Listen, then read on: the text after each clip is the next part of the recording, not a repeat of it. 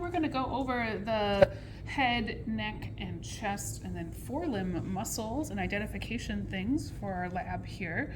I'm going to be following along in the list that I've created for y'all, so you can follow along with me. The first muscle on that list, if you remember, is the cutaneous trunci, where we don't have an example of that on our cats because they came to us already skinned, but the cutaneous trunci normally lived on the trunk of the animal or on the sides, and it was a small, thin muscle that attached directly to the skin, and it's what allows an animal to twitch their skin.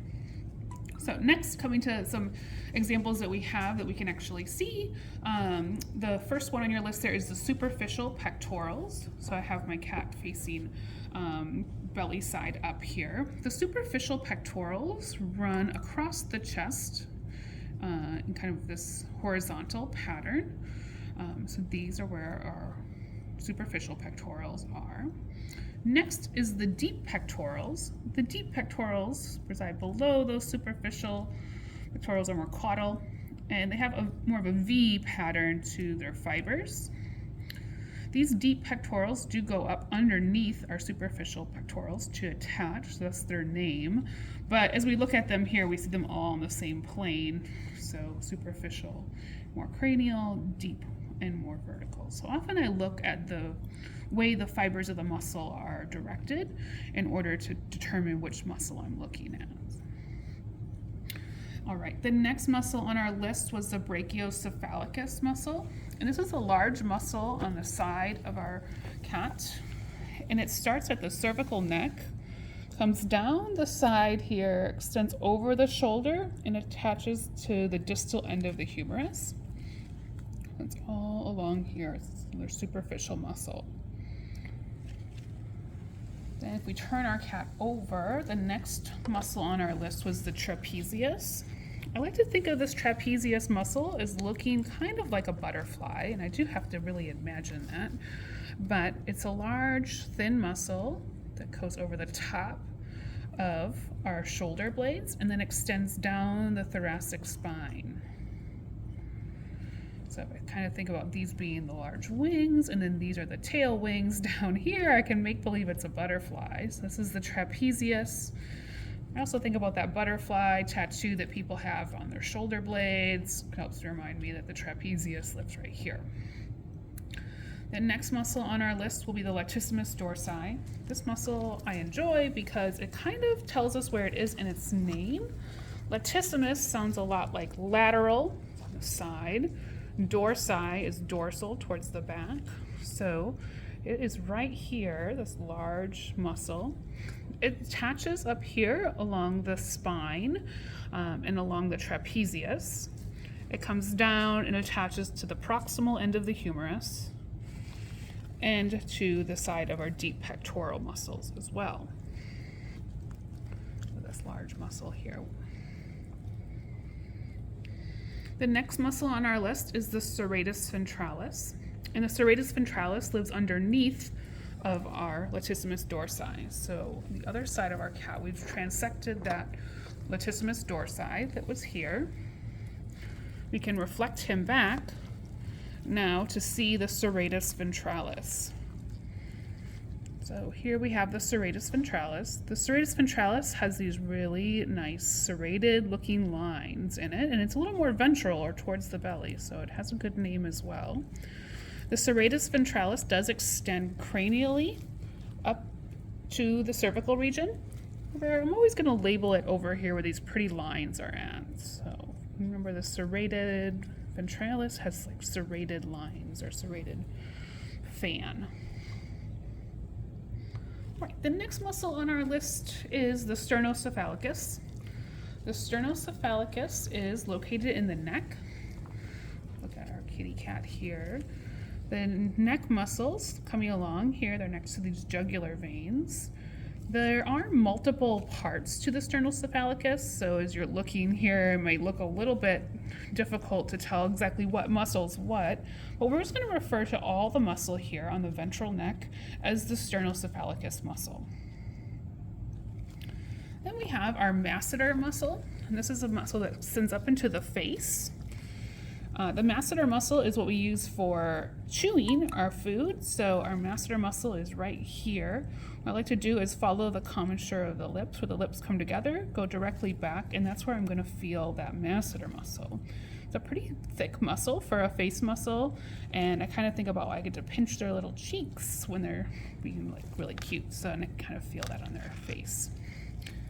Then we have the temporalis muscle. The temporalis muscle is located just in front of the ear. It helps make movement of the ear possible, so it is up here.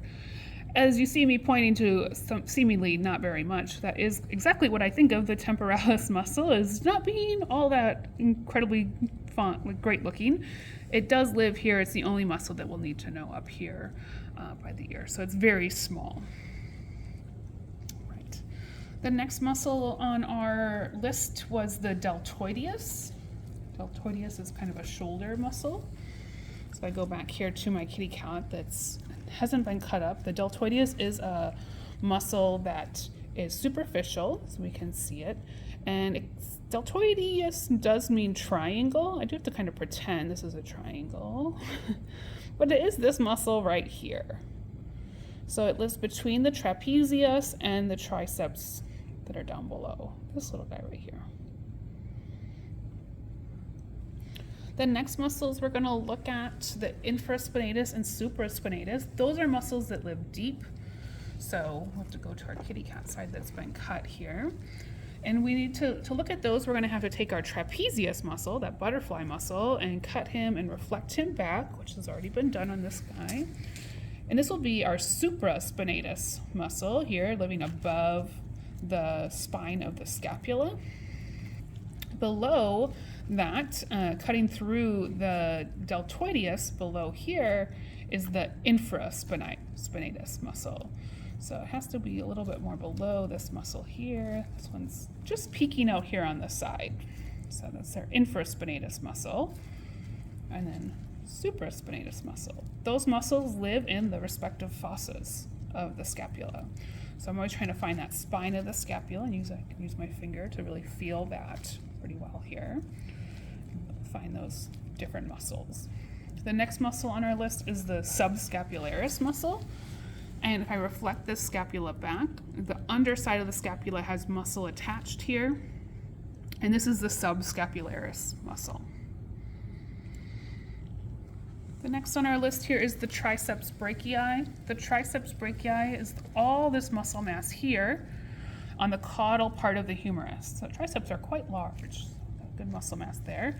If you're looking closely at the triceps, you're going to notice some kind of delineations between some of the muscles in the triceps. Well, there are 3 muscles that make up the triceps, but we're not going to worry about learning those individually for this lab, so we're just going to call this whole area the triceps brachii. The next muscles we have are the biceps brachii and the brachialis. In order to see those muscles, we have to do a little more transecting. So we had to transect through this muscle that came from the neck down over the shoulder. That was the brachiocephalicus. We had to cut through that and reflect him back to be able to see the deeper forearm, or deeper arm muscles. I kind of try to spread these guys apart a little bit to make them easier to see. So we have 2 muscles here that make up the arm, or the cranial part of the arm. The inside one, the medial one, is the biceps brachii, where the lateral or outside one is going to be the brachialis. Moving our way down the arm into the forearm, we have the extensor carpi radialis, which is going to be this large muscle right here in the forearm. See that? The extensor carpi radialis is when you'll feel this muscle when you're holding off for a cephalic blood draw. You often kind of roll the vessel over and you'll feel this muscle kind of pop to the side. So that's our extensor carpi radialis. The next 2 muscles on our list are groups of muscles. We have digital flexors, and those are all going to be located on the caudal aspect of the arm here. And then the digital extensors are all located here on the cranial aspect of the arm. So on exams, I'm going to have a pin here, and I'm going to ask what group of muscles is here. Well, this is the digital extensors. The group of muscles on the back caudal portion of the paw, those are digital flexors. A couple other items we looked at here on the front part of the animal on our identification list were those jugular veins here on each side. We had a cephalic vein, which is going to be on the front arm here. This one's still dyed nicely blue. We have the brachial plexus, which is an area of nerves and blood supply coming to the forearm. The brachial plexus will be this area right here. All the large nerves and blood supply for the forearm come from one area right here called the brachial plexus. Within that brachial plexus, there are multiple large nerves, the largest one being the radial nerve. It's kind of hard to determine which one is the largest because there's a lot of big ones, but the radial nerve comes down the arm and through the radius. So I have pulled it out here. Here he is. So here's an example of where I would actually label the radial nerve being right here.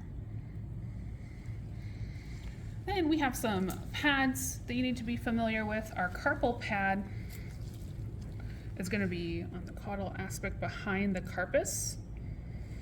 Our metacarpal pad, the larger pad, and then the digit pads.